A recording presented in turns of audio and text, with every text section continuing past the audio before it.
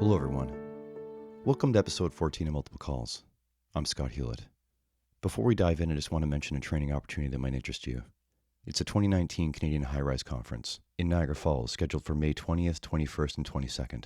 It's a two-day event containing both in-class learning and hands-on training, sponsored by Firestar Services Inc., M&L Supply, Elkhart Brass, 3M Scott, Bullard, All-American Hose, Pierce, and the Hogtown Fools. Registration is $450 per person plus HST, and includes a buffet breakfast and lunch on both days. The deadline is April 21st, 2019, and it's limited to 100 people based on a first-come, first-served system. Get in and check it out if you can. It'll be valuable for you and your department. Now, if you've listened to Jordan Peterson at all, or read his book 12 Rules for Life, his core driver is to inspire people to stand up tall with their back straight and shoulders back, and to clean up their own room and themselves before they try and change the world. To take ownership of who they are in their family, community, and society, and live a purposeful and valuable life. My guest this episode echoes that sentiment and intention, in words and in action. We talk about having a personal ethos, a grounding rod, and people around us to help keep us on track. He discovered this tenet through trial and tribulation, guidance and perseverance, eventually finding the fire service and applying it as a firefighter and a captain, within the union, health and safety and peer support, and now as a deputy chief. Is it possible for the right people to ascend the ranks, learn and evolve, yet value and maintain their roots? In my opinion, you're going to get to listen to someone who is doing it as well as it can be done. It's my privilege to bring you Rob Martin. Hey, Rob. How's it going? It's going well. Good. Thanks for coming here to do this. It's a pleasure, and quite honestly, it's an honor. Awesome. Seeing the list of people you've had as guests, I'm quite humbled to be asked. First thing that jumped out to me in the information you sent me was that you mentioned that you grew up in a really sports-driven household. Was your whole family athletic? I have three brothers. I'm the oldest of three, or two brothers, I guess. I'm the oldest of three boys. My mother was very much involved in sports. She played hockey. Actually, while she was pregnant with me, she was still playing hockey. I think it was before there's, Team Canada, Team Ontario, that kind of stuff, but she was definitely playing at a high level. And then, her love of that sport flowed over into having me on skates by two, and then my brothers. And so we were definitely an athletic household, not just with hockey, but we took up lacrosse, soccer, baseball, all the different sports. Knowing now kind of what everything costs, I'm surprised that they were able to make it all work. And certainly knowing how much running around there is and travel, it's pretty impressive, all the different things that they managed to get us involved in. Yeah, there's always that balance you're trying to achieve. Yeah. With keeping the kids out of trouble and letting them learn the lessons from sports, but not overschedule them and run them down. Yeah, they definitely didn't have balance on that part of it. You still made it okay. Yeah, I've survived, and my brothers survived. I think that in terms of balance, one of the things I love about what my brothers are doing with their younger ones is sort of adding in some of the musical pieces or other aspects that aren't just sports oriented. Well, what competitive sports did you play? Hockey, lacrosse. Those are the primary ones. I dabbled in high school football. Certainly not good at it because I started in grade 9, but I was an amazing bench warmer and support on the sidelines. Did you have any innate abilities in hockey and lacrosse? Did things come naturally on that end? It's all I knew. So I started skating at 2, and certainly playing hockey by I think it was 4 when I was in an organized league.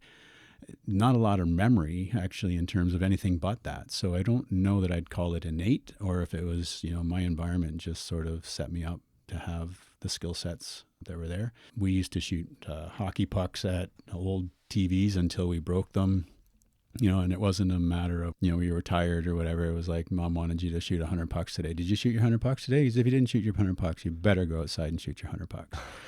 And so it's that kind of environment. I don't know that an innate ability was there, but skating and handling the puck is definitely something you need to learn from infancy. I had to learn it as an adult, and it's incredibly difficult. Much like a guitar, right, or a musical instrument. Right. I think if you grow up with having that dexterity or that muscle memory that you've created, the patterns are there. And certainly if you were to hand me one of the guitars that are on the wall over there, I would show you how a hockey puck and handling a hockey puck has nothing to do with the guitar. Yeah, nature culled all those neural pathways early on. We obviously don't need these, just get them out of the way. That's right, yeah. I can't draw, I can't do anything artsy. Do any specific coaches or teammates, training days or games, do they stand out for you?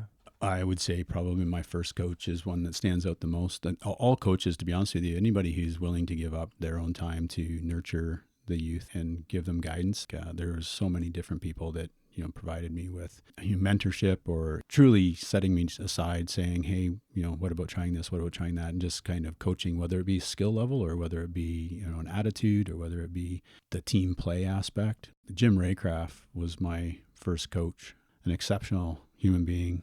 And, they say everything you need to know you learned in kindergarten.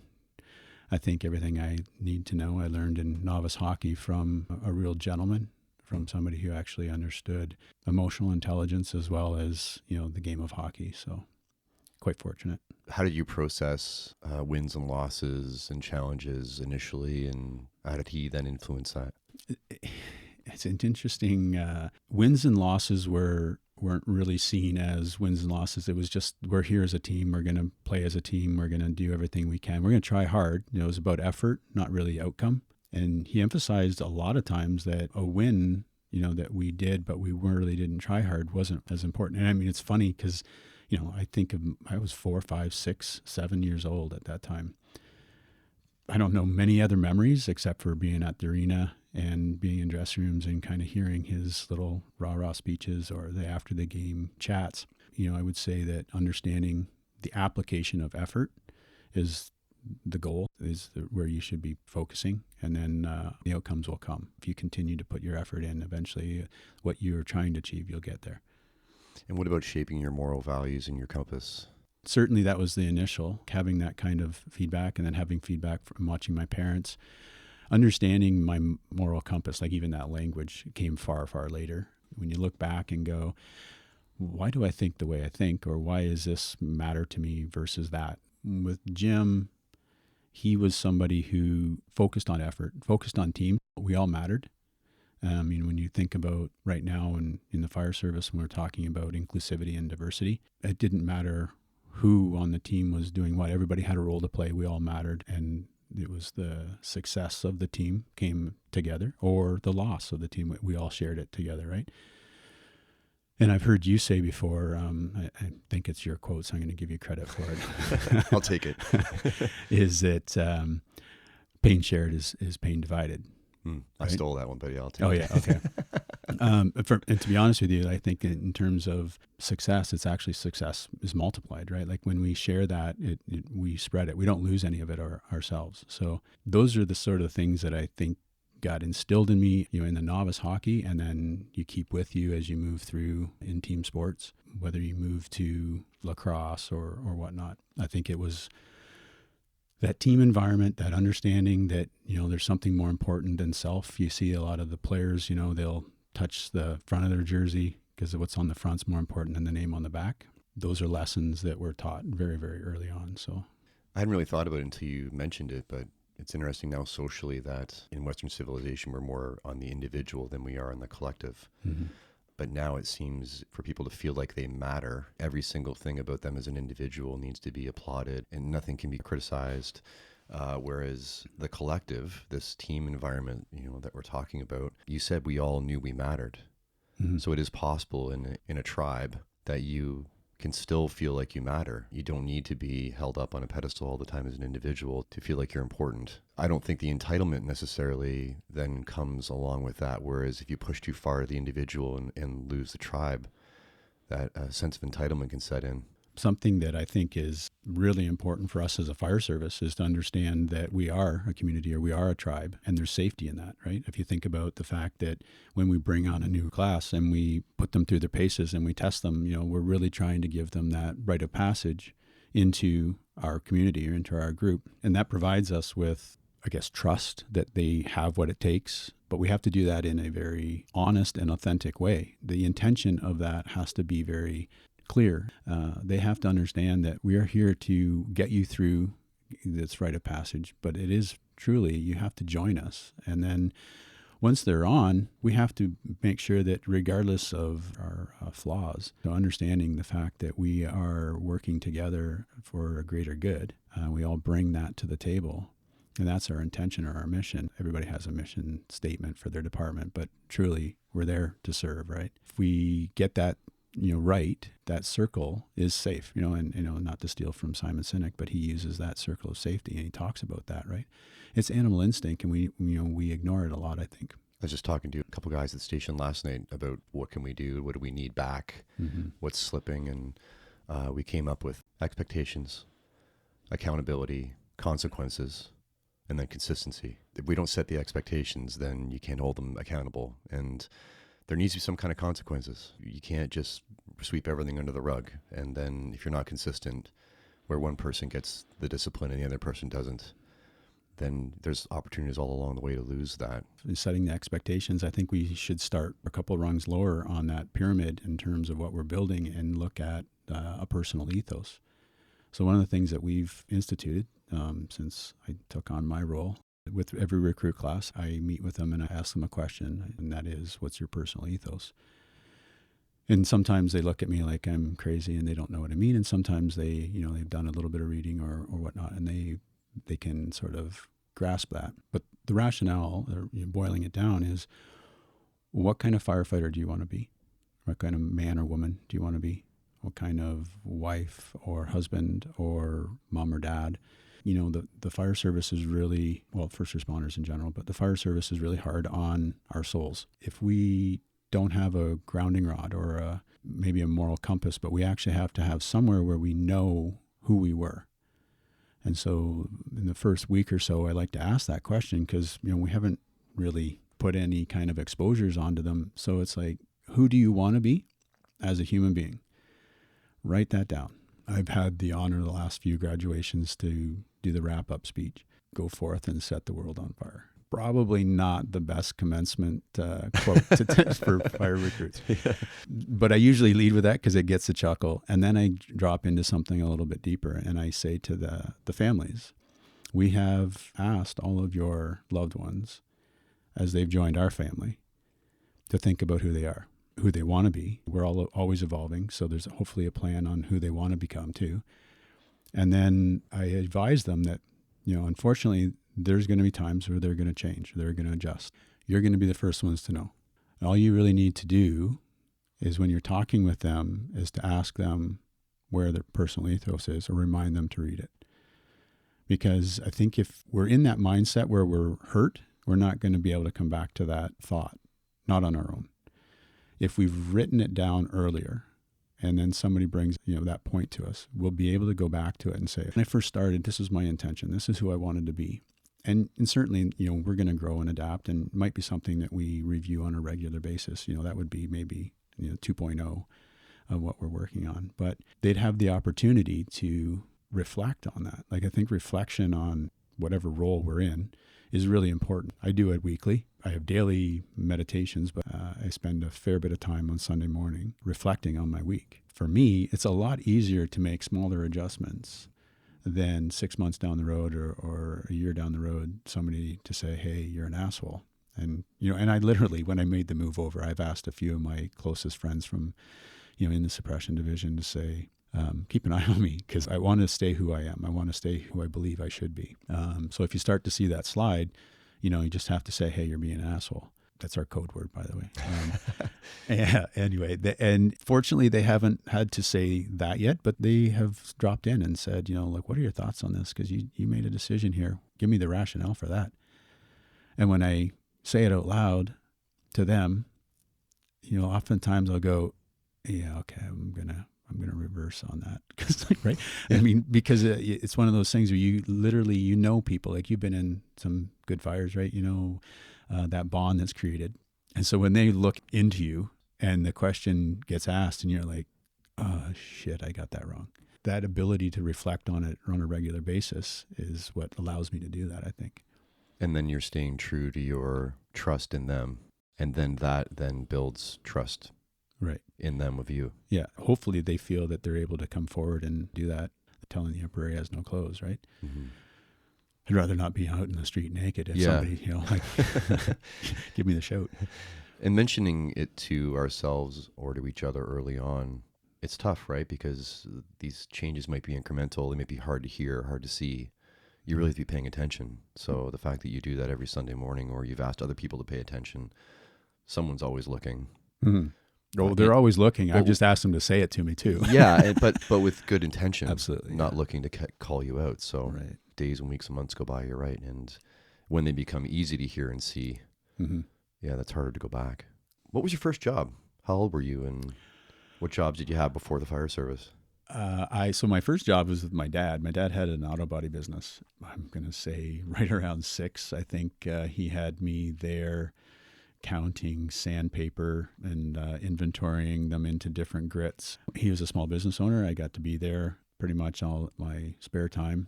I got to, use torches at a young age. I got to play with all kinds of different things. So he worked, at least 12 hours a day, 7 days a week. But I didn't really see it as work. And I hope if he's listening to this, he doesn't question that. But it certainly was work for him, but I got to be there. So it never felt like, he was always gone.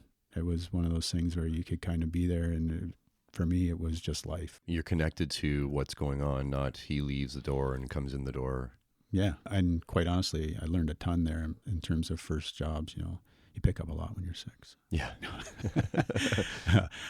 Funny enough, though, for him, I don't think he had any intention of me taking over the family business. I was there for 10 years. I was 16, and my recollection of exactly where I made this statement is a little bit off. Like, I can't remember exactly who I said it to, but somebody had asked me what I was going to do when I grew up, and I made the statement, well, I'm probably auto body. I'm probably going to work with my dad, and then, eventually own the business or whatever, or run the business for him. And then that weekend, I went to work, and he fired me. Wow.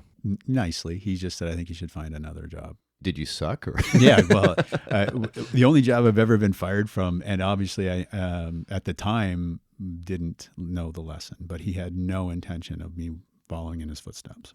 Interesting. I'm putting words in his mouth. We've never really had that conversation, but I think, knowing him and knowing kind of, his subtle ways of influencing me, that he wanted me to strive for something different, which he certainly set me on a right path. What was your first exposure to the fire service? At the auto body garage. And again, my memory's not exactly sure if it was when I was 7 or 8, but he had a fairly large explosion while I was there. He was working on, back then gas tanks were metal and they used to be repaired, and there was a whole system for how you did that. And something obviously went wrong, caused a really large explosion, and everything got kicked over towards the paint booth and all of the stuff that was there. But he was injured quite bad. The one other auto body guy that was working for him dragged him out onto the front tarmac. Before I knew it, there was a bunch of fire trucks on scene. Quite honestly, I was just floored that all these people would just come out of nowhere and risk their lives. Like, they were doing all kinds of different things, what we know we do now. But at the time, it was one of those things where I was just stunned that people would do that. I mean, it was a small town, so I can't say it's for somebody they didn't even know, because everybody knew everybody. But certainly, from my perspective, it was one of those impactful moments where you go, wow, these guys are awesome. And you had some insight into your dad's personality, because he was laying there injured, and you mentioned to me about what his concerns were at the time. Yeah. When you're a kid, you don't really think, your dad gives you an order, you just go do it, right? Well, at least back in the day you did that. I don't know if that's... His focus was on where the hazards were inside that building, or where, we had it was propane heated, so there's a big propane tank out the back, and he wanted to make sure that they were aware of that. He wanted them to know where, the 5-gallon things of thinners were, and, all that kind of stuff. So he was giving me direction, and I was walking up to the guy in the white helmet, right, and passing on information. At 7, I'm relaying information back and forth, and now I kind of look at that and think, you have a big gaping wound in your forehead. Your forehead is split basically from the center of your skull down to your eyebrow, bleeding all over the place. You weren't conscious for a while. Now you're conscious, and your first thoughts are somebody else, right?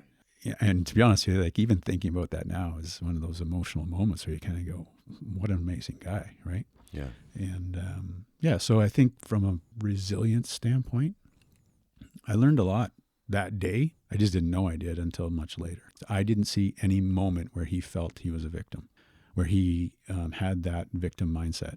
It moved right away into rebuilding and becoming the survivor. those are words I put around it at this point. But I think, like back then I look at that thing going, wow, there's an amazing lesson that I got at that point, because victim rarely comes into my mind. Right. And I think it's from that. Was it a traumatic experience though for you at the same time? I don't think so, but I don't want to dismiss, I think there's a lot of times that we experience things and we just have a good ability of putting them into their little boxes. I mean, it was a different time too. Like, did you undergo counseling for that? How was that aspect handled? Was there a discussion about it? Because I think it would just be handled differently today than it would have been when we were kids. Whether that's right or wrong, there's no judgment on it. I just want to frame the difference. Yeah, certainly there was no counseling, and I wouldn't say that there was any discussion that I recall. Probably the hardest part was going to see him in the hospital, right? Because it's one thing to see him right after that event and kind of see how things go, but then he's up talking and giving me order, like telling me what to do, which is, everything's back to normal. Yeah, right? We're good. Except for that big hole. Anyway, the hospital experience was probably something that stayed with me for a bit. There was no discussion around it, but I think from our perspective, and certainly I agree with you, no judgment on all of that, and no judgment on the fact that we do defer to counseling quite early now. But I think his example was my counseling, right? Like it was that we're getting back to normal. We're just going to move from this to this, and we're going to move on. And we can't discount that. No, I think that it's a fine line when we talk about that phrase, suck it up. I think it's important for us to understand that we have an immense amount of resilience built in, every human being. And there are times when we need to tap into it, and then there's times when we need to take a knee. That awareness, I wish I had, clarity on when that time is. For each person. Yeah. Like for everybody, it's going to be different, and every, experience is going to be different.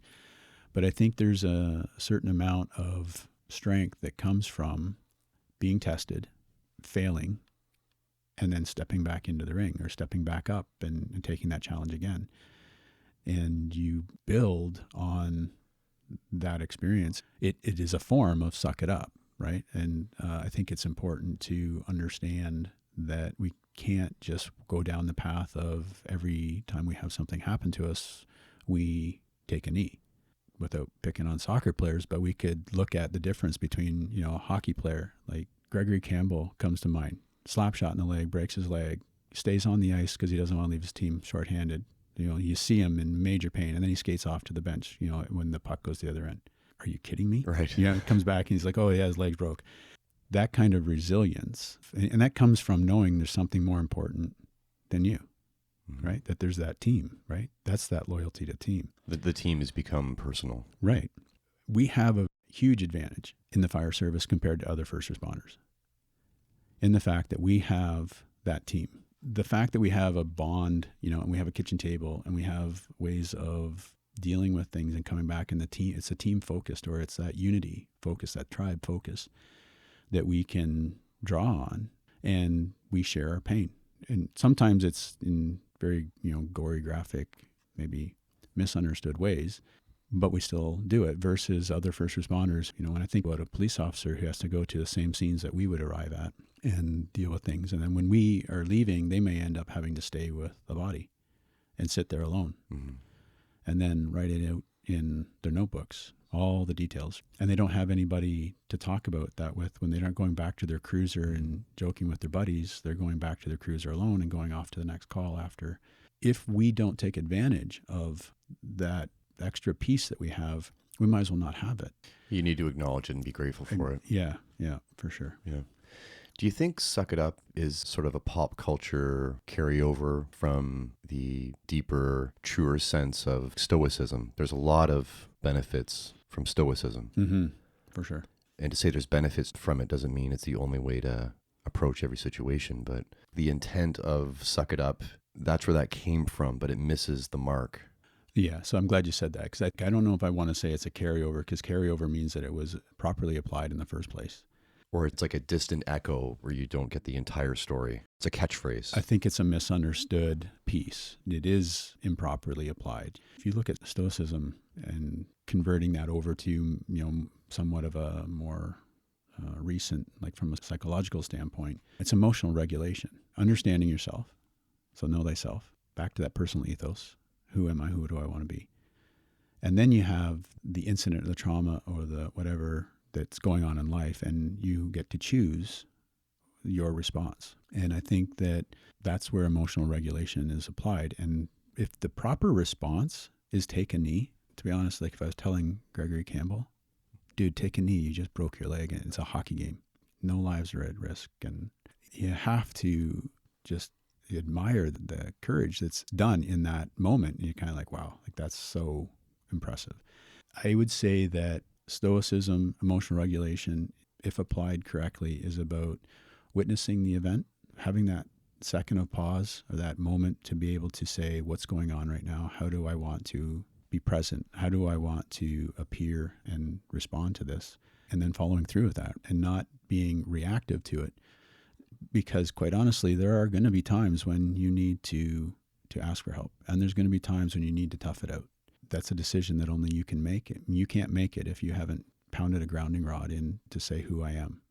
And in every situation. It's going to be different, but who you want to be and who you are isn't. Like that's the part that, if you've done that without going woo-woo, but if you've done some of that internal work to really determine what kind of person you are, you'll know the answer. And it really then just becomes a practice of the pause, be able to pause in that moment and apply the appropriate response. Touching back on those firefighters showing up and helping your dad and it really imprinting on you how much these people cared. Do you think we're trending away in the fire service from caring being the primary reason people enter? I have the privilege right now of being on the hiring panel, and we're currently going through a process. We typically get somewhere around 470 to 520 applications for 5 to 10 positions. Pretty good ratio. I would say that there are probably some people that are applying for the wrong reasons. Maybe wrong isn't a proper choice. They're coming at it from a point of view of a secure job, establishing benefits and pension and the basic needs of Maslow's hierarchy of needs, right? They're kind of saying, I need to get a secure spot for myself and my family. And when I say wrong, I think that you can come into any job with that as your goal. And in most of the time, you can be successful because you'll find some other external drivers that will continue to motivate you, or they'll continue to excite you and challenge you in ways so you'll grow. In the fire service, you have to have that extra piece that you truly want to serve, that you want to do the right thing at the right time for all people. If you don't have that, you're going to be challenged in this career, and it won't be worth it. You won't be able to get that kind of growth experience. The incentives won't be there to continue to do and drive through because, like I said earlier in this, there's going to be times where you're going to feel broken. There's going to be times when you have to do that self-reflection of who am I, who I want to be. And if you have come into the career for that stability only of a good paying job and benefits, you'll look at it and think, oh, that trade-off really isn't worth it. We can talk cancer, we can talk OSIs, we can talk PTSD. All of those things are chipping away at your soul. And, I truly think we got to do stuff on a regular basis to mitigate that. And if you don't have that internal driver, that spark, to be honest with you, I still don't really see a lot of people making it through the process that don't have that. It's so obvious in interviews. I was going to say it must be hard because you're hearing the same thing from everybody. But I guess if you've been in it long enough and you're self-aware enough, you can see it. That's interesting to me. Yeah, well, I could be totally full of shit. Quite honestly, I think it's really easy to see. So I don't want to dismiss the fact or make assumptions that I'm getting it right all the time. But one of the things that we do in our department is we have a panel. So it's a representation from somebody who's in the increment process. So they're not quite a first class. We have representation from first class. We have representation from the officer level. And then a union representative from the executive is also present on the panel. So they're helping select, right? So everybody's got a bullshit meter. Mm-hmm. I like that. The other deputy and myself sit on that panel, as well as we have an assistant chief who's got an HR background who has probably the best bullshit meter out of all of us. And you're right, we do hear a lot of the same things from The rhetoric, yeah. But you only have to go one or two questions deep in that. I'm sure you've heard of the 5 whys. I forget the guy's first name, but the guy who originated Toyota, he has that 5 whys. Why are we doing this? And then you answer it, and then, well, why are you doing that? Right. And then you answer it, and you keep so. So really 5-year-olds are right when they're asking you questions. Oh God, yeah. I mean, they understand the intricacies of life for sure. We mess them up for Right. Yeah.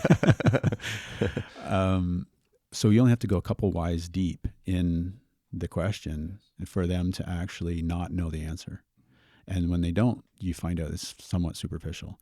Or when you ask why, you get like somebody who really knows themselves. It's in the first time when you ask it, they give you a why that blows you away. Right. Right. And you go, oh. Yeah, we'll be here for an hour if I ask you another why. Yeah. Yeah. Yeah.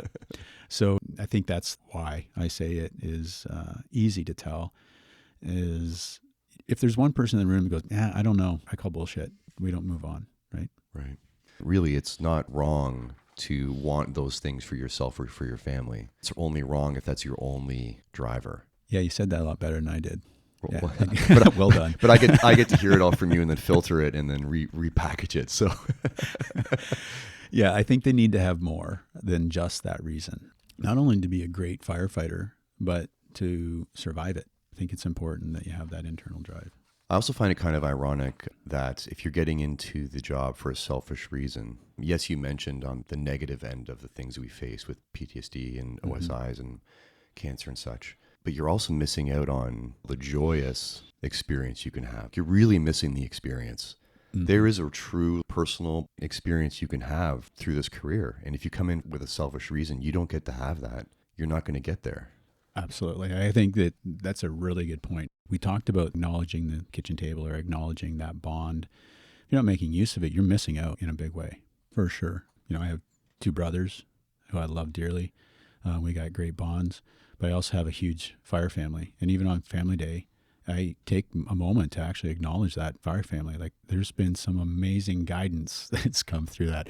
I am not who I am today without any of those people, right? And that can be the person, it might be the crustiest, saltiest person on the job who's constantly cutting you down out of love, of course, but, is going through that process of, when you make a mistake, they're happy to point it out. But they're also that person that, when you do take a knee, they're the first one there to wrap their arm around you and lift you back up and say, I got you, man. Like, good job. What choices did you make as a young man that were opportunities for you to learn valuable lessons?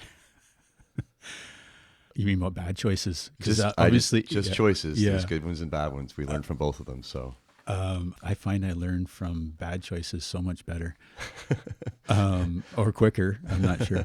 At the age of 16, I was looking for a new job.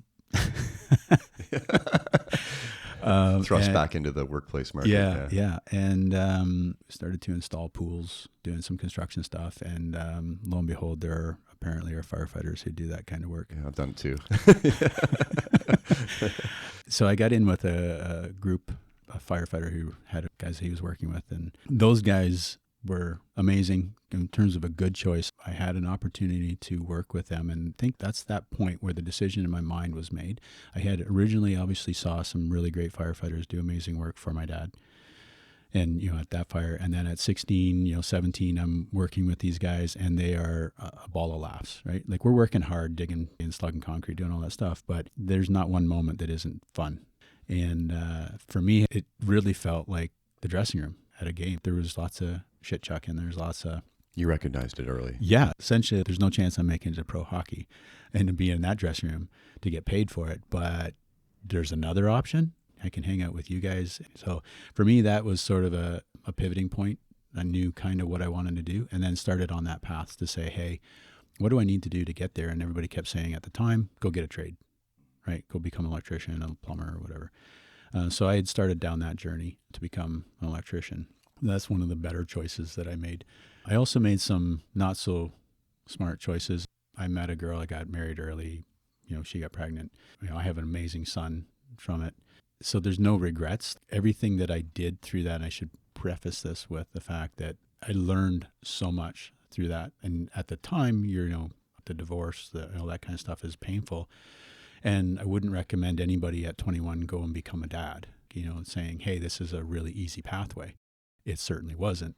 But the lessons that I learned, the life choices I had to make, and the focus that I had to have really got me lined up for who I am now and where I am in my life. Because if I was to just do whatever I wanted in my 20s, not to say that that's a bad thing, because you have your children when you're a little older, there's a lot of things that I had accomplished by the time my friends were actually starting to have kids and my son was 10.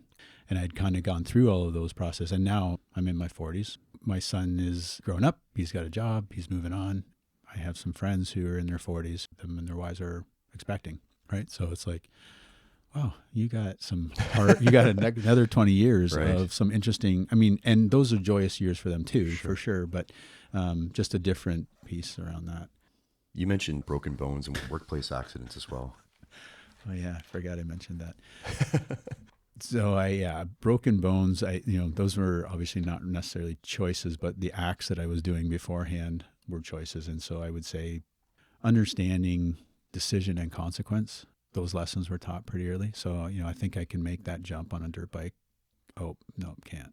Workplace accident. I was going through the electrical trade, or I guess at the time it was a refrigeration trade. Made a choice to use a ladder that was at a factory that I was working at rather than the one that was on the roof of the van that my employer supplied me. And it ended up having a workplace accident. I broke my hip and both wrists and kind of went through some rehab requirements, time off work, that kind of stuff. And so other than the embarrassment of hurting yourself at work, it was a delay in my forward momentum. Like, so we would just get to a certain point of, okay, got a job doing this, moving on, getting my trade, doing whatever. Oh, now you got 3 months off. I just kept kind of getting in the way. There was a moment or a time where I was like, I don't know why this stuff keeps happening to me.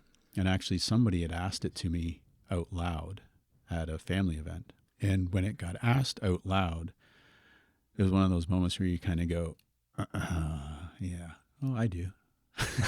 I know why this is happening to me now, because I'm choosing it. I'm making these choices. That acknowledgement, that sort of recognition, I think then gave me the power to say, okay, if this, then that. I'm not somebody who really worries. I kind of think worry is a wasted emotion, but I will, if this, then that, all the different scenarios, so that I know what I'm going to do if this happens, and I know what I'm going to do if that happens, and kind of go through that process. And that practice came about because I wanted to try new things. I wanted to do a whole bunch of stuff, right? And whether it be dirt biking or whether it be, playing hockey, whatever, I wanted to try all these different things, but I had to think about all the consequences and what's the worst that could happen here? This could happen. Okay, so what if I do this instead? Right now I can look back and go, oh, I learned that then. But at the time, you don't really know you're learning it, right? You're just kind of applying certain things in a random way. And I think as we age, we start to realize, it's just like in business. There's a bunch of different business models. And if you don't apply them at the right time, they don't work. Mm-hmm. If you don't know the model, you can't repeat it. So it's important to kind of know both, right? You have to have the timing right. You also have to understand the structure and the model that you're using. Same with the decision-making process for me. I didn't have the timing right for a while.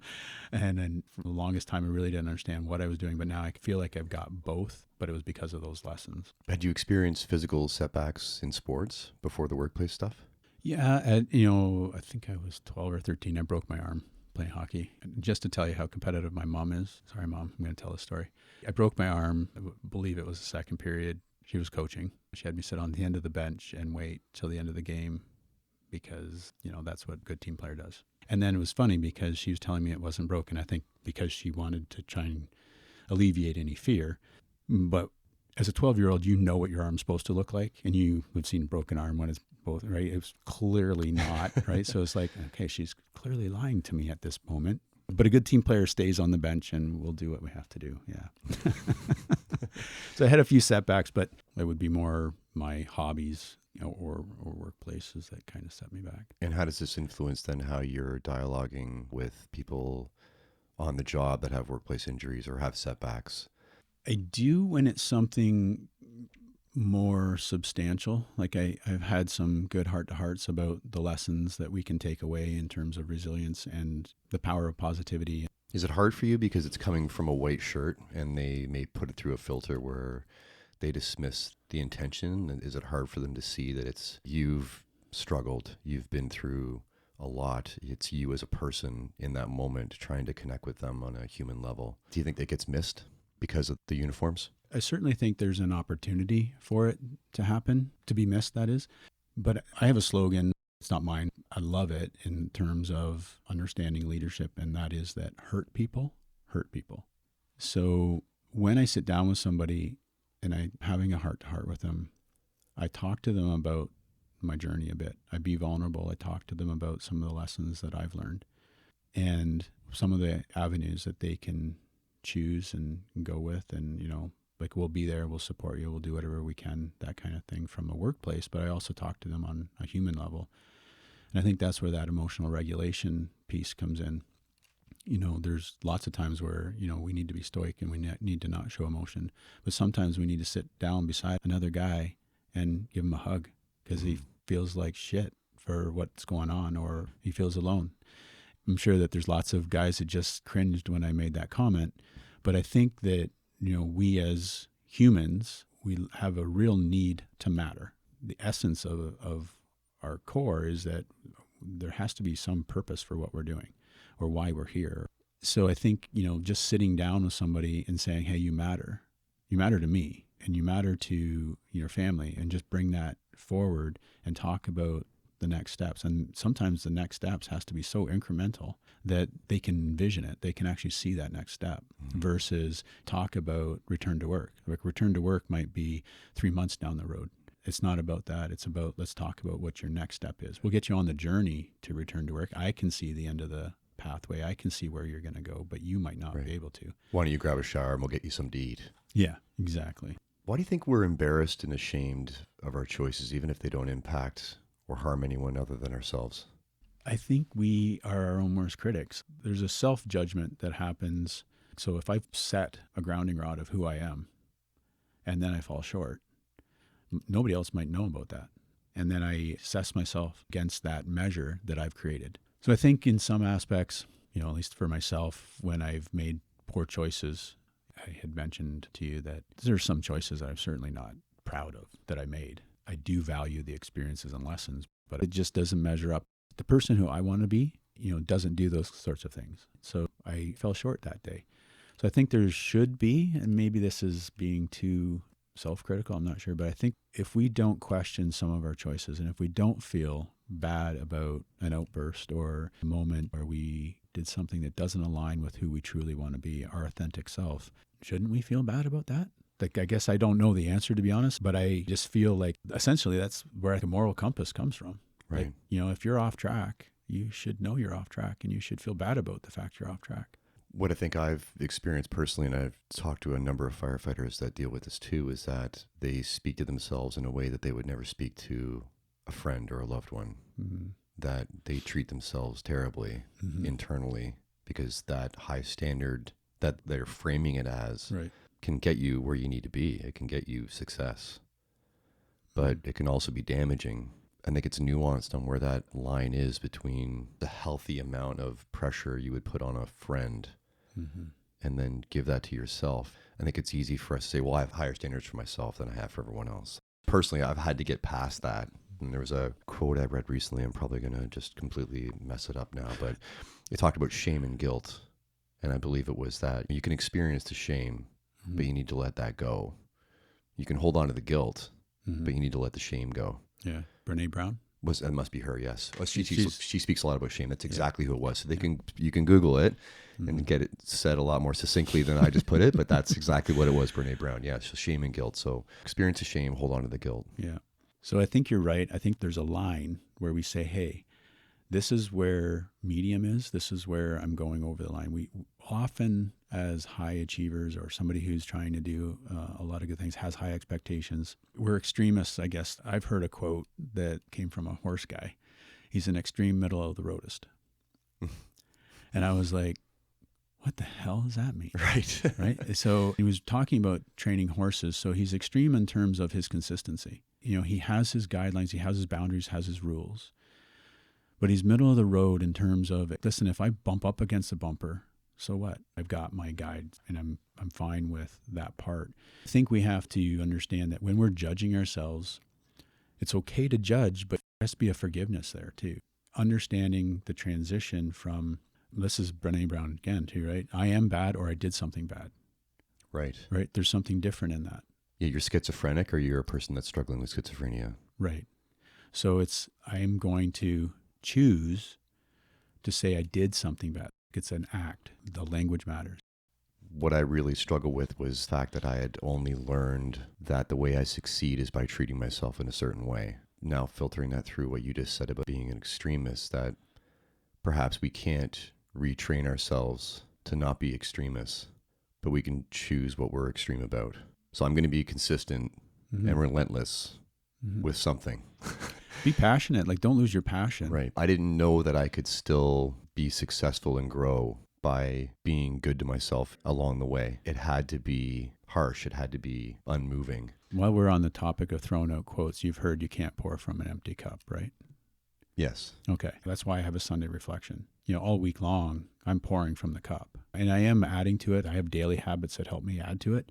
But it's depleting over a week, right? So when I get to my Sunday reflection and I start to write down in a journal or I start to give thought to that, I'm adding back into that. And I do it passionately. I do it extreme. Like, it's an extreme practice for me. The intention is building me back up so that the next day I can go back out and start to give back to people. And so I think if we judge ourselves, going back to the question about do we judge ourselves too harshly, and I think we can, but I think we need to equally and passionately give back to ourselves and care for ourselves. What was your rookie experience like? It was awesome. I would go back to that in a heartbeat. My recruit class, group of 8, amazing guys. We had a blast. That's all I'll say about that. I got a chance to start with a really influential captain. I mean, to be honest with you, this might be the story for most people because, I would say that most company officers are good human beings for the most part. And my particular captain, Guy Burkholder, was just an amazing human being, period, and then also a good captain. And I had the fortune of having a couple of good senior guys at my station to initially, I'll say, filter my rookie enthusiasm and help me to sort of frame all of the different things that I thought we could do and fix and whatnot that happen when people first start and they see the fire service. It's a big change. I was an electrician. I was a foreman for a company that was building the Toyota plant. And, so you're go, right? You've got all these schedules. Then you move into recruit class. And recruit class, again, is go, right? Like every hour is filled, every minute is filled with something. And, if you're not doing that, you're doing dishes or some sort of cleanup or whatever. And then, it's day shift. So it's not much different than the work you were doing before. And then you hit the floor. That's a big culture shock for somebody who's constantly been working on things. And it's not to say that we weren't busy because, there's calls and lots of different things, but it was a different busy. There's an ebb and flow of intensity. Yeah. And I think the other piece that is there, it's under the control of your station captain. So your day, your pattern is about how they set it, right? So the pace or the outline of the day really is controlled by the station captain. And so I was very fortunate to have somebody who had patience because, I'm spinning like a top and, they're going, okay, that's cool. We're going to keep guiding you. And nobody really got too rammy with me. And then we did a lot of different things off the job too.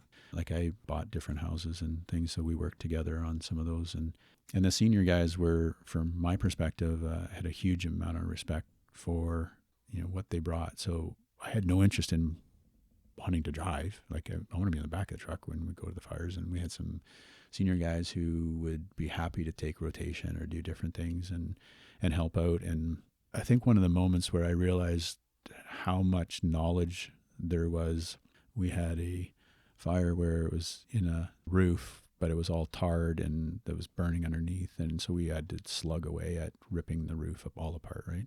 And my work ethic is go, right? So bunker gear, SCBA, go, burnout, yes. Right? The guy who was probably twice my age, I don't know exactly where our numbers were, but he was at least 20 years older than me. Go,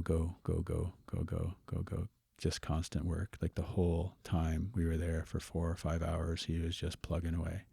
I couldn't keep up because I was that rabbit. He was a tortoise, the whole thing. Yes. But you're kind of like, what the hell? And then, you get back and you have that conversation. And he said, we just needed to continue to work at it. So he had this intention of going through this process. And in his mind, we're going to get there.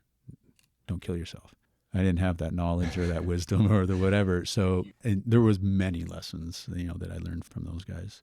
Looking back to recruit class for a second, was there anything, even though the department and your training division may have had the best of intentions in the program that they had you go through, looking back, was there anything that was missed?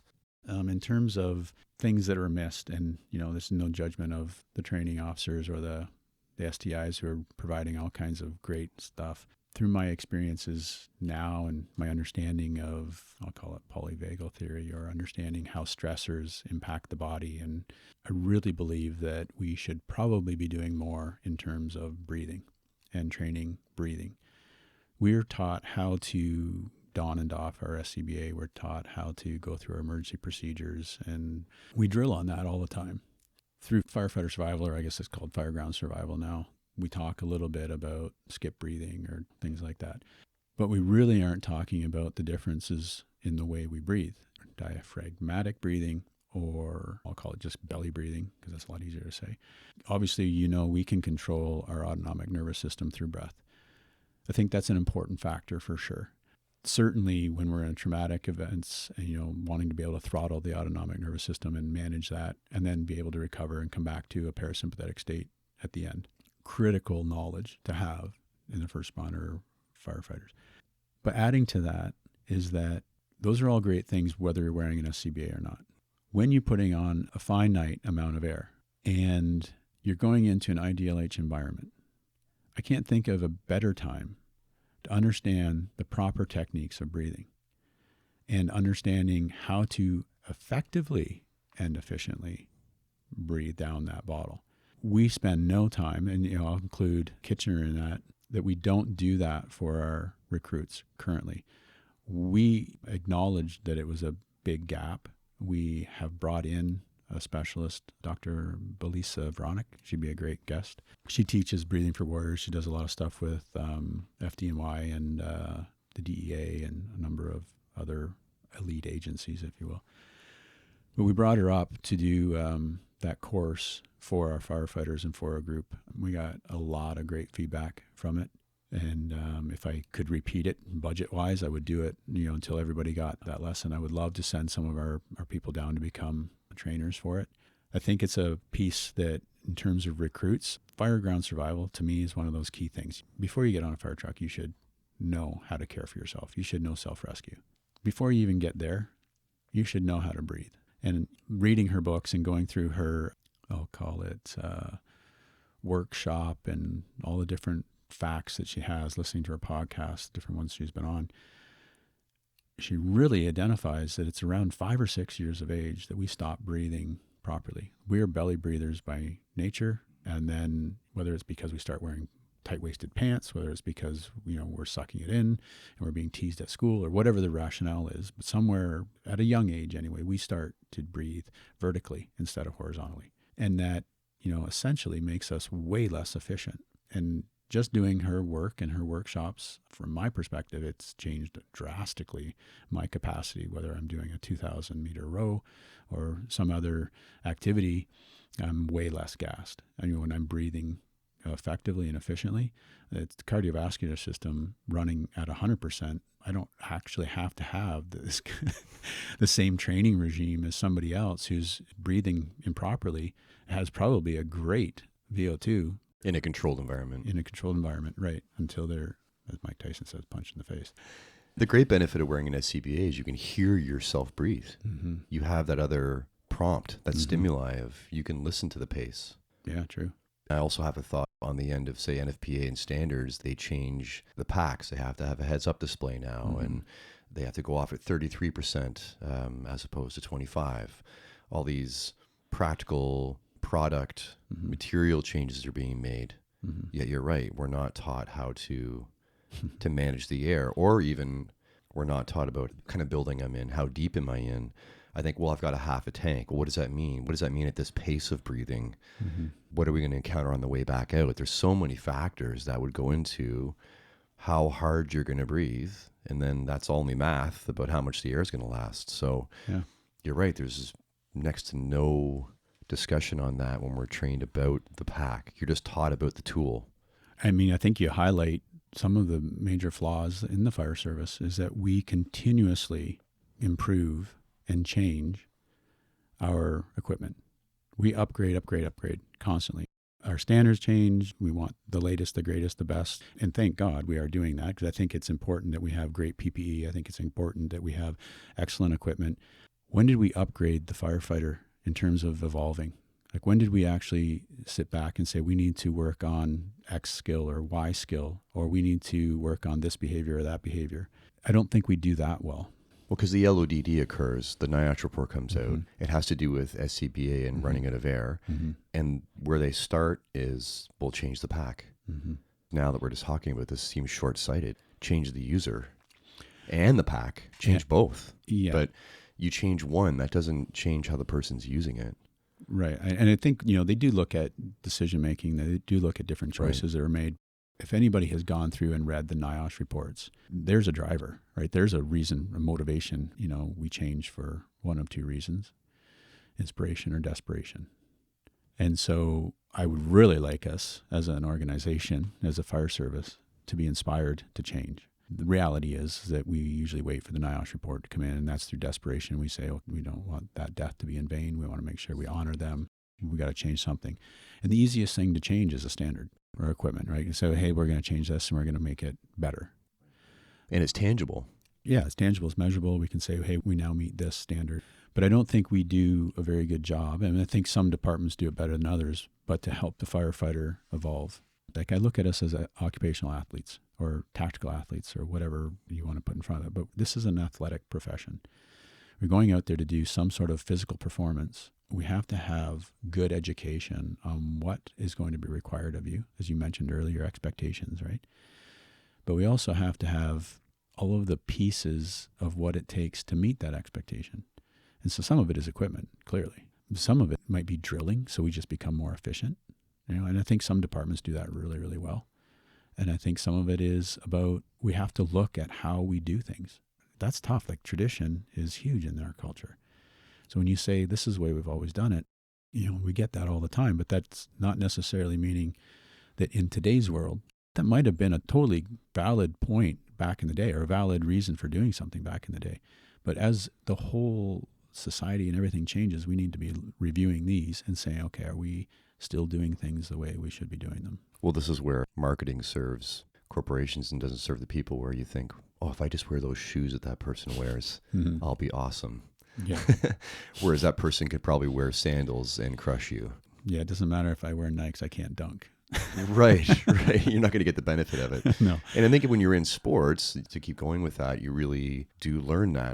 I'll use mountain biking as an example. Okay. A $10,000 mountain bike and give it to 5 different people. And one person that's gone through progressing in all their skills will get the full benefit of that bike. Right. But most people won't be able to tell the difference. Yeah, so tackling it from both ways. Mm-hmm. You've had some health issues to face during firefighting. When did they come on and how did you notice them? We had a fairly substantial, it was an entire city block. It was part of a factory that was in one of our downtown core. It was called Panel Veneer. They made veneered paneling. Pretty substantial fire, total loss. It got ripping really fast. So I was at that fire. I was at the end of the stick for a lot of hours, going through lots of bottles, and then eventually no bottles at the end. You come back, you do your decon, you do whatever, and then months and months and sometimes years and decades go by before you might find any kind of consequences from that. But I started to get lesions, and I call them lesions now because at the time I was like, oh, I have ringworm. I live on a farm. It's normal. I'll just, put my Actin on it and we'll get rid of it. Continued with that process because, like anybody, I'm good at denial. So I just continued to do that for a few months. And I would say that without my wife, I probably would have continued with that path until, flesh-eating disease took over. But she recognized some other changes that were going on. I'm a person who wakes up at 5:30 every morning. Just something that's over the years has been that way. And I was starting to sleep in till 8, like solid rock sleeping. And for her, that threw flags. She's like, something's not right. So she made an appointment. I went and had some discussions. And at first, we didn't really know what was going on. Long story short, one of my other visits, there was a visiting dermatological oncologist or something like that from Brazil. And he came in and saw the lesions and right away said, it's CTCL, which is cutaneous T-cell lymphoma. Obviously, by looking at it, it's probably not the best bedside manner because he can't make that diagnosis visually. Have to send it away. So my family doctor wasn't overly impressed with that. She made some apologies to me. We did do a biopsy. It came back inconclusive. So we went through this back and forth. What is it? What's going on? I am of the mindset of survivor, right? So at no point did I ever go, oh my God, they used the C word, cancer, just in case. So in my mindset was like, well, let's just, whatever the next step is, I'm just going to go, we'll deal with this. My wife, though, she hid it from me very well, but she certainly struggled because for her, the what ifs were really scary, right? And she knows, the fire service is plagued with cancer risks. We had an appointment made for some sort of intervention, and it was about 6 or 7 months away, which to me didn't make any sense. If we were going to catch it early, why would we wait so long? But that's our system. And we were still kind of waiting on doing a second biopsy and kind of getting more conclusive evidence. In the meantime, my wife again made an appointment to go to a naturopath who practiced in Germany, where they work hand in hand with MDs on oncology. And so she had a really good protocol. And by the time I got to my dermatological oncologist from Canada in 7 months later, I had no lesions to show. Everything had kind of gone away. Back and forth, we went with, it is this, it isn't that. Long story short is that there's been no diagnosis because in order to get a diagnosis, I have to stop living my lifestyle the way I do. So I quit drinking. I eat primarily low carb, borderline keto. I do intermittent fasting. I meditate. I do yoga. I changed my life drastically as part of the protocol. I joke around, I do shrooms, but not the kind of shrooms you like. So chaga and different things. Yeah, but, they're great. Yeah. So I drastically changed my life back then. And at the time, it was a major overhaul, right? It took a lot to do that, but I was highly motivated. Back to the desperation. No problem with willpower because I'm highly motivated. You fast forward that as they go through 3 years, they say, we have to have a lesion to test. So go off the diet then if you think that's controlling it. So I go off a couple of times and they start to come back. And I'm like, what am I doing? Wow. Why not just live my life this way? And I don't have lesions. Watch and listen to your body. Yeah. So lesion free, I have been for about 10 years, maybe not 10 because it comes and goes. I do get them on occasion when I'm vacationing and, my diet isn't as tight, but I can easily recover back from it. I think those lessons though, taking them back to the fire service and saying, hey guys, we can probably change our lifestyles and really impact our overall wellness. Is this what sort of steered you towards health and safety and peer support? I was doing them beforehand. Okay. So I'd been in health and safety for a lot of years. I was actually at the health and safety conference with the OPFFA when I got the news on the inconclusive results and understanding that there were 2 that thought it was and 1 that didn't. So in terms of pathology, so I've been doing that for a lot of years. It wasn't really what steered me there, but certainly my passion for driving a wellness program within our department and adjusting it to meet maybe these new needs. So looking at, medical surveillance from a different standpoint and saying, let's look at some of our inflammatory markers. So understanding that I do a number of tests, not on a regular basis anymore, but originally it was, that measure, C-reactive protein or erythrocyte sedimentation rate for what kind of inflammation do you have in your body. Is it high? If so, why? And then you as an informed firefighter would, if I said, hey, listen, you've got high markers, you have high heavy metals, you have this, you have that. You can go and take that to your family doctor and have a conversation about, here's my results. And that gives you more awareness for you, but it also gives you leverage to actually get some of the testing done that most doctors won't do in Ontario because of age restrictions, with the OHIP system. So Yeah, they want to do less and less now. yeah, I just heard that they're going to try and reduce even more. You mentioned 4 doctors theory, Paul Chek. So that's a good segue. Paul Chek is a unique character When I first started to read about him and read his book and started to learn about him, he was mostly in what I'd call physiology. And he had some somatic things in terms of the breathing, body breathing or different aspects from that. But he has 4 doctors, and so one doctor is Dr. Diet. You have to have your nutrition right. And your nutrition needs and my nutrition needs might be different, but we have to make sure that we're getting the diet right for each individual. He has Dr. Movement. So we need to functionally move properly throughout the day, every day. One of the firefighters just recently, we were chatting, and he's like, hey, the motion is the lotion. I was like, yeah, that's right. I've been sitting at a desk too long because I'm not as movable at this moment. Dr. Quiet is his 3rd one. And he talks about the fact that whether that be sleep or that be recovery or that be meditation or something of that aspect, we need to actually intentionally recover. You have to put downtime into your schedule. You have to actually properly do that. And then the last one he calls Dr. Happy. So, of course, if you float those 4 out there for most people, they'd be like, that kind of sounds hokey. Happiness, though, it's about meaning. It's about, having purpose. So that's the part where we've missed a lot in the fire service. It's inherent in our job, right? If you come into the job, you've got that internal drive. We need to recognize it, acknowledge it, and celebrate it so that you stay connected to your purpose and you can celebrate yourself and appreciate what you're doing out there for the community. So we've added those 4 pillars. We call them something slightly different, but we have nutrition, we have movement, we have a rehab recovery section, and then we have purpose and meaning and all of those sorts of things. So those are the 4 doctors. What made you want to become an officer? And when did you know you were ready for it? Well, we talked earlier about imposter syndrome. So I don't honestly know that I thought I was ready for it. I don't know what makes me think that, when we're kind of going through that process, whether it's humble, because I think leaders need to maintain that. And that's a value that I really aspire to have or to maintain. That's my intention. I want to be humble. So I think it came from that. But the decision to become a captain partly came from discussions that I was having at home with my wife and changes that I wanted to start to make. Like, I think my initial start with Captain Burkholder, that environment was so amazing. I wanted to try and recreate that. And not to say that, I was ever in a bad, I had good officers all the way through. Great group of crewmates all the way through. So I don't think that there was ever a time where I was like, oh my God, I got to get out of this situation. It was never that. But I thought, wow, how awesome that the guy created this great atmosphere for me and for our team.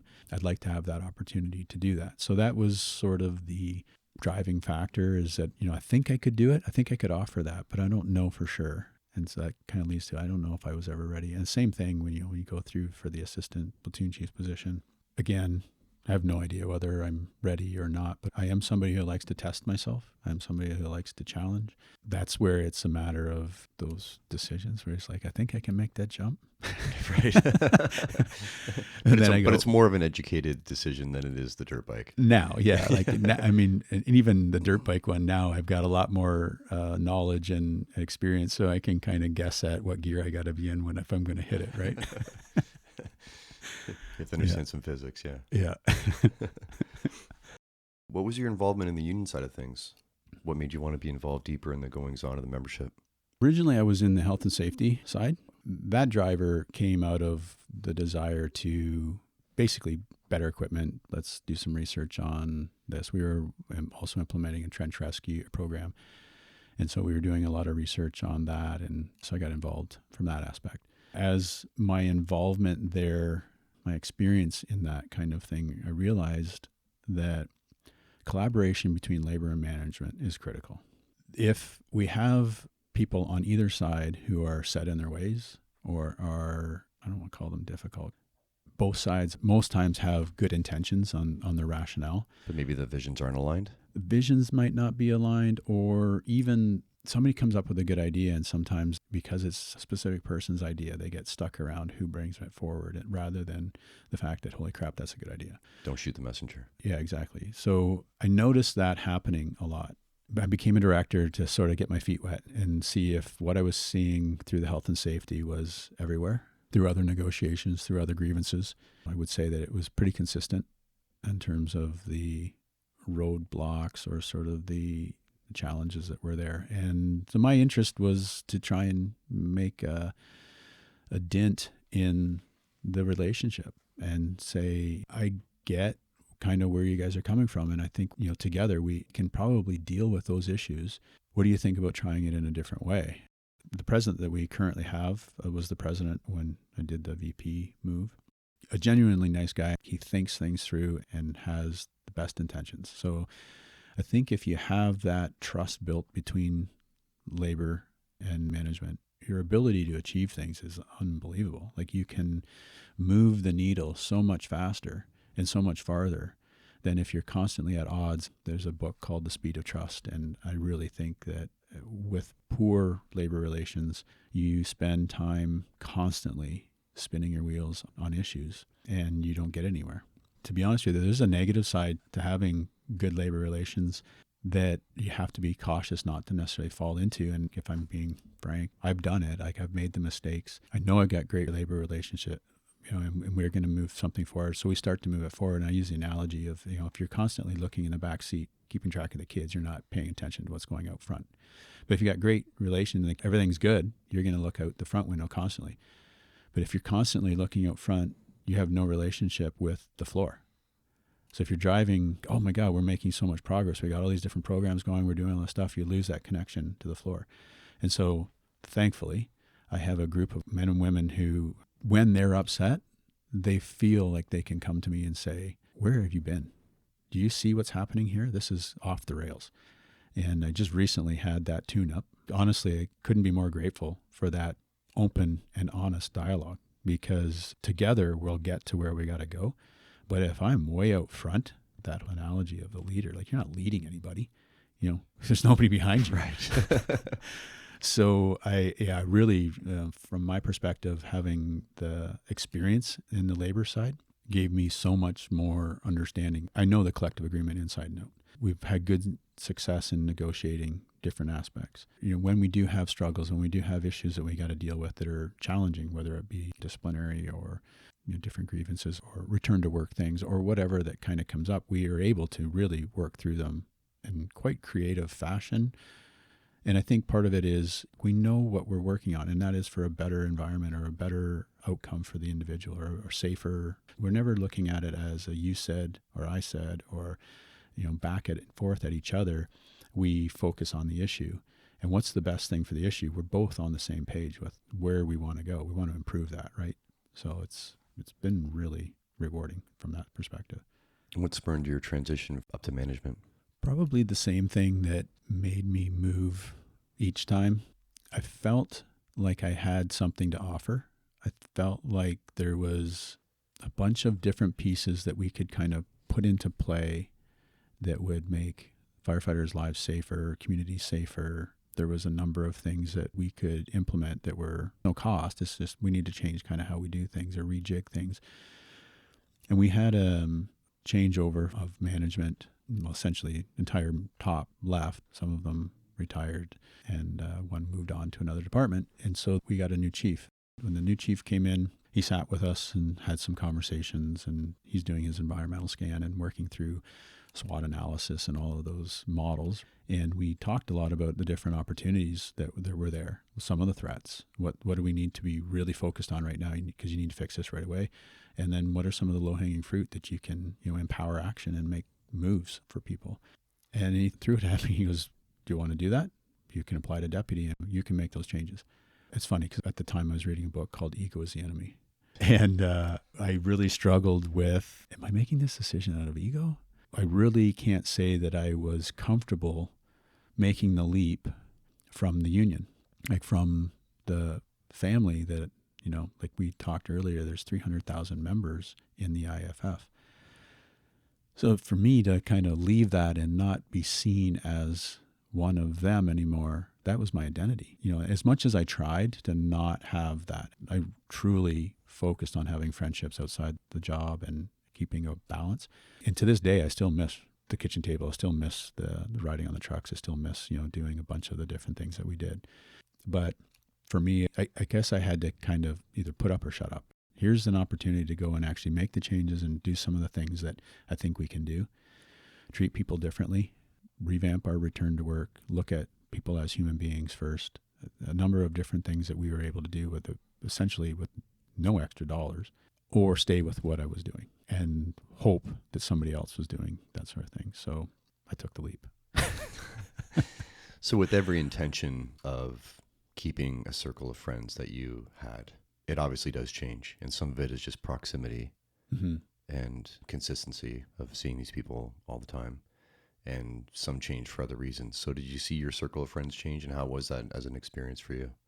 The biggest change that I noticed was when I stopped drinking, actually. When I did my health change, the social aspect on the job didn't really change. And even now, certainly I don't see the gang on the floor as often.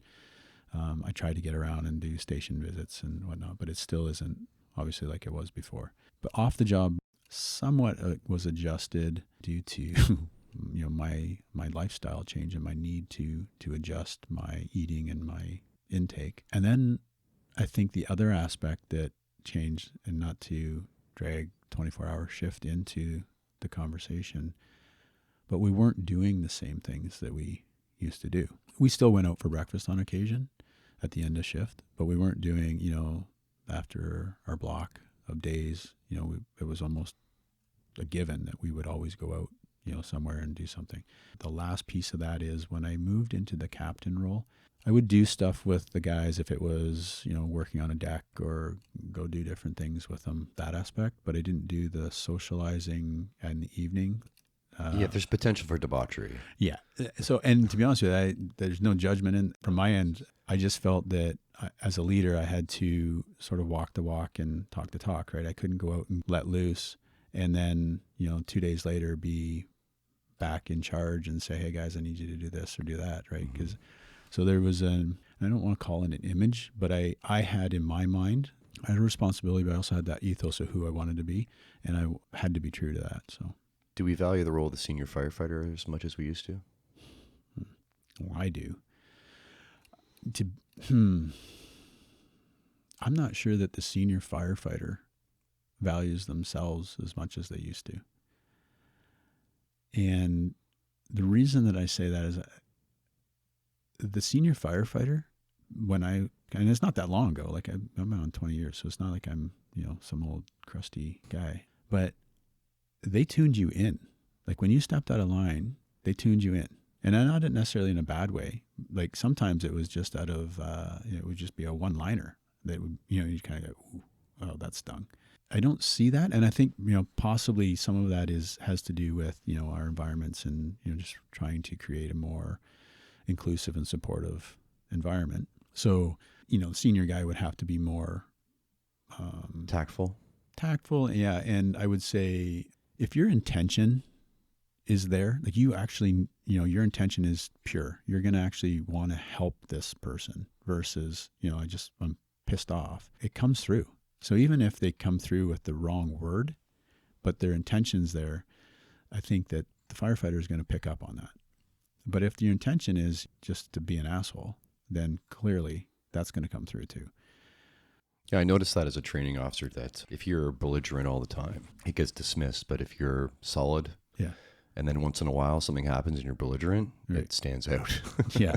Yeah. I mean, and because they know what you're passionate about, right? Mhm. And you're walking the walk and you can do it, and that's the part that I think the senior firefighter role, it might be like coming at it on both ends. I valued it a lot when I was on the floor, first as a rookie, and then maybe not as much in, that 5 to 10 year gap. But then as an officer, holy crap, that's your go-to. That's the person who you rely on to help you with some of the stuff that you're doing or that, in the station or whatever. And then even more so now as a deputy, I really want them to be the informal leaders, to create that positivity. Those are the guys who I, now that when they come to me and go, why did you do that? And then you kind of look at them and you start to rationalize it. And it's like, okay, never mind, I'll make that change. Like socially and culturally, then, as a service, do we do ourselves and others a disservice by seeing promoting and moving up as the only way to show your value and your worth? Yeah, that's a good question. So I'm going to put something out there that I think won't be overly popular. I truly believe in recognizing people for their performance and for their efforts. Now, that doesn't necessarily mean it has to be monetarily. There can be lots of different ways that we can do that. When we made the switch, and a lot of departments are already there in terms of seniority means everything. The amount of hours you have in the seat means something, but it doesn't mean everything. If you have the hours in the seat and you have the passion and you have the connection to share that information and willingness, yeah, we should reward that with something. To me, that's where we kind of missed the boat on both sides, like whether it be labor or management. When we transitioned to the 369, we probably should have put some pieces around that to say, we want to recognize the efforts, the passion, and the return that you're giving back. And so we're going to put some parameters around that so that you can do that, right? And we'll get you there. And for those that wouldn't recognize what that is, it would be a 3% raise, 6% bump, and a 9% bump based on your years of experience. Right. So just by the years you have on the job, there is a factor to that. Like you certainly do know more at 8 years or 10 years on the job versus 1 or 2. Just the more calls you run, the more you start to understand the bigger picture. So I think there's a factor there, but I think we probably should have tied it to a couple of other things. And I think that would have benefited the firefighter as well. It would have gave them that next step. It would have kept them with an intention to grow. One of the things that plagues us a little bit is stagnation. And we get into certain habits and complacencies, which we know can cause catastrophic failures in the fire service. That's one part. The other side of that is the unfortunate piece that we don't have a lot of lateral moves. I think if we were to work at creating more opportunities for lateral moves, that doesn't necessarily mean that you got paid more, but that you got to experience more and you got to have some flexibility in your shift or flexibility in your work environment, your work day, whatever that is. I look at the other services. So the police service has quite a bit of lateral movement opportunity. And so I think that's one area that maybe, they have over fire service that we could look at. And I don't honestly know the answer in terms of how we would build that just yet. But I think that's something, in my mind, that there's something there that we could probably find. Everyone could benefit from. Right. You became involved in a couple of interesting projects post 9/11. Yeah. Who doesn't love dogs? So I've loved dogs my whole life. But after 9/11, the fire service had a unique perspective on it and how it might have impacted us. I really wanted to try and make a difference and prepare us locally. I embarked on a FEMA canine search program. We did a 5-year pilot in Kitchener. We partnered with a number of agencies. Al Thomas was running the Toronto Hussar for the fire service. Networked with him, did a number of their operational days. Essentially ended up with one FEMA certified dog. We went down to Pennsylvania and did the testing, came back. The program evolved to having a second dog that did cadaver search and accelerant detection. So I did that for 5 years, and it was extremely rewarding. Not to be disrespectful to any humans, but I learned a ton about leadership when you don't have the English language to use and you're trying to convince another animal to do something, and how to motivate and how to drive and how to reward. For me, understanding the difference between classical conditioning and operant conditioning really stood out. I definitely want to create operant firefighters rather than classical conditioned firefighters, but that's a huge obstacle. We know that if you look at Pavlov's dogs, ring the bell, right? Well, if you look at the fire station, we get the tones go off, we respond. So for myself, even 20 years, I've been operating under Pavlov's theory, which is classical conditioning. We need to actually step back from that, look at that and say, okay, how do I change over to B.F. Skinner's model of operant conditioning? There was tons of really cool things. Like I did lots of searches, but the real takeaway from that experience was what those dogs taught me. So you embarked years ago on an ambitious reading journey. Were you an avid reader before that, and what sparked that idea? And talk to me about it.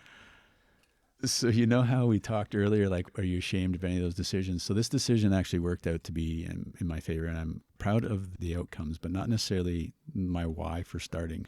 I was a rookie doing a trade shift with another station, and there was a gentleman there who was an author. So he was a firefighter, and he's also an author. He'd written, I think, 1 or 2 books, or was working on a second book. And I, flippant comments about reading, or kind of a, smart ass comments at the kitchen table. And he very pointedly asked me, what you don't read. And I said, no. And he goes, can you read? And of course I was like, yeah, I can read, And he said, what's the difference? Right? And just, kind of jabbing those knives. And then so the rest of that shift, we had some deeper conversations. I was in my first year. So he's like, you got 30 years to go. You better figure out what you're going to do with your time, how you're going to grow, and how you're going to develop. Basically kind of put it out there that I should read. I think he challenged me to a book a month. And then my cockiness went back at him. I can do a book a week. So he challenged me for a year to do the book a week. I gave up that, actually.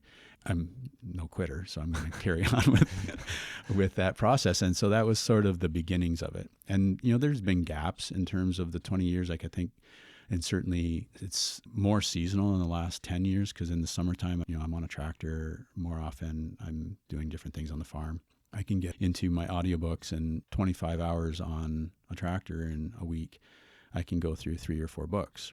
Or podcasts. And to be honest with you, one of the things that I started to notice is that if I listen to or read a book in a week, I can retain a good portion of it, and I can put it into use and start to utilize the things. And there's lots of stuff that I've read that I'm like, it doesn't resonate with me. I'm going to let it go. But if I started reading more than that in a week, it started to blend. And so I did switch over and went to podcasts on the health side of things or fire side of things, and continue with my book a week rather than get into too many different books. So what started out originally as sort of a cocky challenge, and there was certainly a couple of years where maybe I wasn't doing all of that, but I still tried to read, and audiobooks weren't really that popular back, it was like 98 when I started this. And so there was a number of years where you go through and you're reading the books. And then it get to the point where I started to realize that, listen, I don't have a degree. I don't have a PhD. I don't have an MBA. I don't mean to take away anything from anybody who has that. If you did your MBA 10 years ago, I would challenge, actually, reading a book a week and continuing your education constantly, more consistently. You might actually be sharper in certain areas. Sure. Than, somebody who hasn't done that and is only focused on their particular job for those 10 years since they got their MBA. So I think there's a certain part of me that sort of switched over to, I want to make up for not having that degree. So I have an analogy about my role in management. And that's that I have to speak a number of different languages. I have to speak firefighter. I have to speak city hall. I have to speak some political aspects. I might have to speak technical NFPA jargon. I also have some spin-offs. I speak yogi and I speak farmer. And from my perspective, those give me the ability to sort of translate what we all mean and have effective conversations. I couldn't do that at City Hall or with politicians if I didn't read. Maybe if I had the MBA, I could, right? I could talk models and different things. But the value that I have learned from all of this is that I can start to have that dialogue. And when something comes up that's, it's like, that's a statement or that's a phrase or that's a model that I haven't read on or haven't heard about, I can go to a library, I can go to audible.com, and I can pull up the great courses. The most interesting thing is all the Harvard lectures that you want on transformational change, on all those things. They're all there, right? So I've listened to the 25-hour lectures that have all the great professors. And, and certainly there are times when I've got Google next to me while I'm doing it because I'm translating. But you get there, right? It's just taking those steps. So I think that journey for me started out in kind of a funny way, a bit of a challenge. It slowly grew. And then I started to become very appreciative of it and realizing what I'm learning and what I'm taking away from this has allowed me to do so many different things in my life. Let's finish off on your most powerful impact by a book. It's such a difficult thing to pin down to one book because there's categories of books, right? So there's certain topics that get covered over and over and over, but they might get covered in just a different way that actually resonates with you better. One of the books that sort of hit home was a book called Leadership and Self-Deception. It's by Arbinger Institute. They have a couple of other books. The sister book to it is called Anatomy of Peace. Leadership and Self-Deception is based around the workplace, and Anatomy of Peace is around home life. The concepts are exactly the same, though.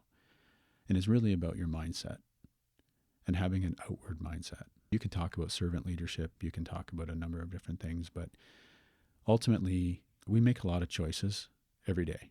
One of the examples they use in the book is driving home, you need fuel. It's like, oh, I probably should go do that. But you betray that thought and you choose to go home, and so somebody else can do it.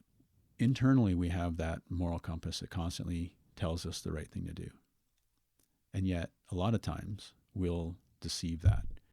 One of the things that I took away from that book is to how to be authentic is to actually take that voice in your head and that moral compass and honor it.